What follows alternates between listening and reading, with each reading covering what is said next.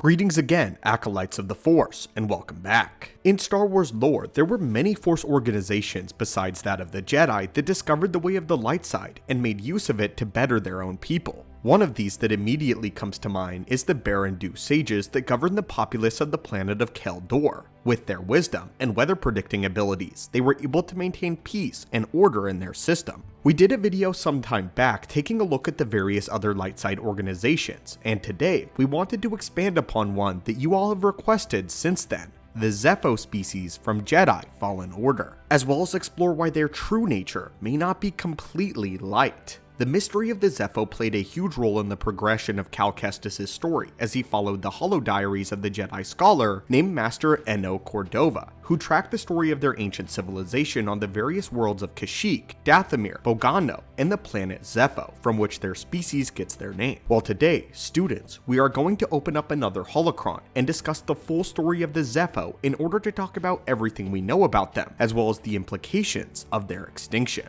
First though, because of the holiday season, there are massive sales on the Star Wars merch page, where you can get Stormtroopers, Mando, and even Revan hoodies up to half off. And if you use code WAVE at checkout, you'll get an additional 15% off your entire order. So if any of that interests you, the link is first down below. Now my friends, let us begin. The mystery of the Zeffo is slowly unraveled during the travels that Cal takes, and lucky for us, we have all of the messages from Master Eno Cordova, as well as a log left behind by one of the Zeffo sages themselves. We can summarize their history here. The Zeffo were an ancient species of aliens that were presumably all Force sensitive. They discovered their ability to influence the Force due to the nature of their home planet, which had very unstable electromagnetic winds. The Zeffo species called the Force the life wind in their culture, and they primarily studied the light side, gaining great wisdom and insight from it. Because of their extensive studies in the Force, it is assumed that they began to amass such great wisdom that their society advanced far beyond what was typical for this age in the galaxy. The Zeffo sages led their people into creating a small empire that spanned across several systems by making peace with the inhabitants and setting up their temples, tombs, and vaults within them, as well as erecting massive statues of the sage leaders. However, it seems that an old familiar pattern that we know from the Jedi was repeated with the Zeffo. The sages became haughty and thought themselves as indisputably wise. They became arrogant and dove into strict dogma as to how they desired to use the life wind.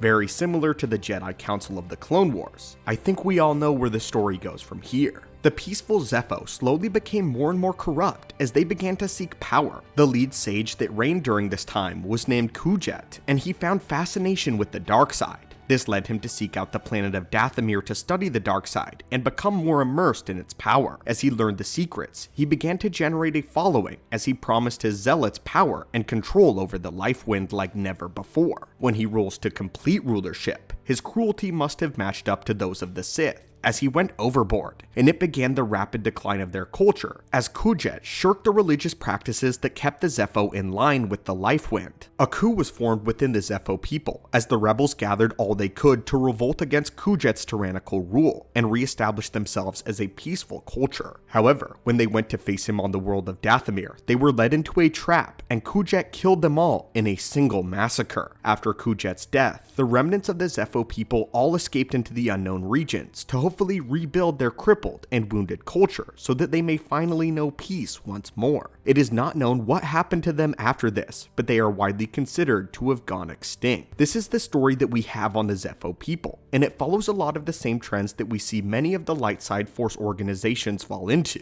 The Jedi, the Killian Rangers, and now the Zeffo people all followed a near parallel pattern. A people discovered the Force on a planet, harness it, organize an order of sages that specialize in the light side, become too dogmatic, and a schism forms that results in great darkness, which proves to be their undoing. It is a vicious cycle that very few light side societies have ever escaped from. My theory as to why this is, and why this is one of the many pitfalls of the light side that many people talk about, is that the shortcomings of the dark side are blatant, but those of the light are less obvious. That being that without proper balance and exploration, those within the light become too rigid and brittle, soon breaking when pressure from the dark strikes. For evidence of this, let's take a look at the daughter, the light aspect from the ones of Mortis, as the three are the embodiments and representations of the most extreme forms the Force takes. sides. The son representing the dark side is emotional, ambitious, and violent. The father representing the balance is perseverant, decisive, and measured. The daughter, however, one who we ought to think would be benevolent, seeing as how she represents the light, cared much about the people to be sure, but she was also evasive, never giving a straight or detailed answer when one was needed. She was strict, lashing out in anger and telling Anakin that it was forbidden for her to touch her, despite the fact that it saved her life from an attack, and she both gave and carried out orders that, while may seem logically sound, put the lives of Obi-Wan and Ahsoka in danger. The point here is that this is the closest we will get to hearing the voice from the most extreme forms of the light. It is these mannerisms that many sages of the light also fall into: the dogma, the irreverence for the individual when concerning the masses, and the evasiveness that causes overcaution to be a downfall when one waits too long to solve a problem. This is perhaps why an organization that totally relies on the light side of the Force may not work any better than one that totally relies on the dark. Like all things in the Force, it requires balance. With all that said, of course, the Jedi Order lasted far longer than all the Sith Orders and their resurgences combined, so it may take a lot longer, but nonetheless, it is still ineffective when being totally relied on one extreme length of the Force, and one extreme length that the Orders take to. This all inescapably leads to the pull of the dark side and total destruction. So my friends, I hope you enjoyed today's holocron opening. If you agree with our theory on how the light side works, be sure to let us know down below. And if not, please comment why you disagree, and why you personally think that this cycle continues with so many light side organizations. Until next time my friends, be wise, and may the Force be with you.